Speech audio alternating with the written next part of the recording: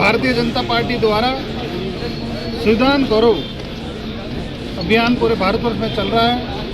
तीर्थराज पुष्कर की पवित्र धरा पर ब्रह्मनाथ जी की नगरी में, ब्रह्मनाथ जी के मंदिर के प्रांगण में आज ये आयोजित भारतीय जनता पार्टी द्वारा किया गया।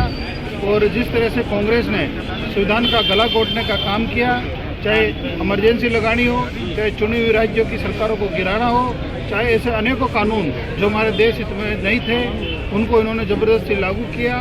और भारतीय जनता पार्टी की जब से सरकार आई, चाहे अटल बिहारी वाजपेयी जी की सरकार रही, चाहे अभी मोदी जी की सरकार है, हमारे देश के संविधान को मजबूत करने का काम भारतीय जनता पार्टी ने किया। चाहे वो जीएसटी के माध्यम से, चाहे हमारे माताएं बहनों को आरक्षण देने के मामले में, चाहे एक देश एक कानून की बात करने में, ऐसा हर काम भारतीय जनता पार्टी ने किया जो हमारे देश के जरूरी है। अभी लोकसभा चुनाव में, चाहे विधानसभा का चुनाव हो, कांग्रेस पार्टी पूरे देश में हल्ला मचाती है कि साहब संविधान खतरे में, खतरे में। ये सिर्फ लोगों को बरगलाने का काम करती है, जबकि आप इतिहास उठा कर देख लो, हमारे देश के संविधान की किसी ने हत्या की है वो सिर्फ और सिर्फ कांग्रेस पार्टी है।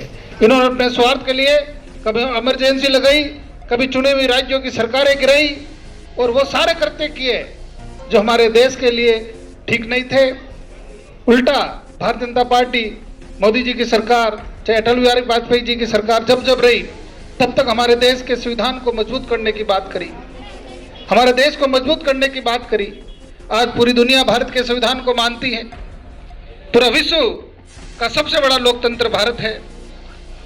पूरी दुनिया इसकी तरफ देख रही है, और ये लोग विदेशों में जाके भारत के संविधान के प्रति गलत बातें करते हैं। ये इनकी मानसिकता को दर्शाता है। आप सभी ने देखा होगा कि हाल ही के अंदर चाहे जीएसटी का कानून लाना हो, चाहे एक देश एक चुनाव का मामला हो, चाहे महिलाओं को विधानसभा लोकसभा में आरक्षण का मामला हो, ऐसे बहुत सारे अनगिनत कानूनों में अमेंडमेंट करके संविधान को मजबूत करने का काम किया।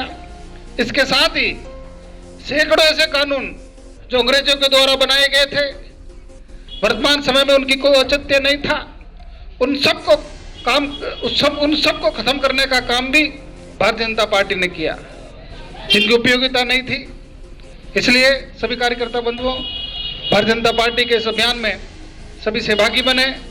गांव-गांव, ढाणी-ढाणी और शहर में जब भी चर्चा हो, हमारे संविधान गौरव की बात करें, क्योंकि हमारा संविधान हमारे देश की आत्मा है। और बाबा साहब भीमराव अंबेडकर जी जो हमारे संविधान के रचयिता थे, उनका भी अपमान करने में कांग्रेस ने कोई कमी नहीं छोड़ी। यहां तक कि जब वो चुनाव लड़के लोकसभा में जाना चाहते थे, तब कांग्रेस ने कम्युनिस्टों के साथ मिलके उनको हराने का काम किया।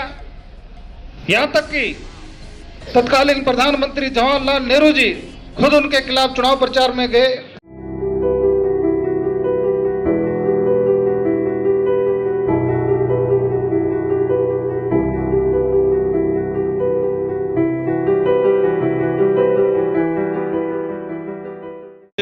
भारतीय जनता पार्टी की तरफ से जो कांग्रेस सरकार संविधान के प्रति भ्रमित कर रही है कि संविधान खतरे में, संविधान खतरे में, तो मैं कहना चाहता हूँ संविधान कोई खतरे में नहीं है। भारतीय जनता पार्टी आज तीसरी बार है, और संविधान को जो मान सम्मान मिला है वो भारतीय जनता पार्टी ने दिया है।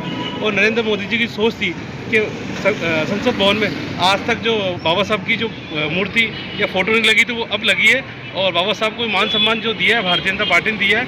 और आज पुष्कर में, शहर में हमारे माननीय मंत्री महोदय जी, सुरेश जी ने आज गौरव संविधान अभियान चालू करा है, जिसके तहत हमने आज अम्बेडकर सर्किल पे अभियान घर घर जाके संविधान के बारे में बताएंगे और चर्चा करेंगे कि संविधान कोई खतरे में नहीं है, और फालतू की जो कांग्रेस सरकार भ्रमित कर रही है इनको हम सच का बताएंगे। जनता पार्टी द्वारा संविधान गौरव अभियान पूरे भारतवर्ष में चल रहा है। तीर्थराज पुष्कर की पवित्र धरा पर ब्रह्मनाथ जी की नगरी में, ब्रह्मनाथ जी के मंदिर के प्रांगण में आज ये आयोजित भारतीय जनता पार्टी द्वारा किया गया। और जिस तरह से कांग्रेस ने संविधान का गला घोटने का काम किया, चाहे इमरजेंसी लगानी हो, चाहे चुनी हुई राज्यों की सरकारों को गिराना हो, चाहे ऐसे अनेकों कानून जो हमारे देश हित में नहीं थे उनको इन्होंने ज़बरदस्ती लागू किया। और भारतीय जनता पार्टी की जब से सरकार आई, चाहे अटल बिहारी वाजपेयी जी की सरकार रही, चाहे अभी मोदी जी की सरकार है, हमारे देश के संविधान को मजबूत करने का काम भारतीय जनता पार्टी ने किया, चाहे वो जीएसटी के माध्यम से, चाहे हमारे माताएं बहनों को आरक्षण देने के मामले में, चाहे एक देश एक कानून की बात करने में, ऐसा हर काम भारतीय जनता पार्टी ने किया जो हमारे देश के लिए जरूरी है।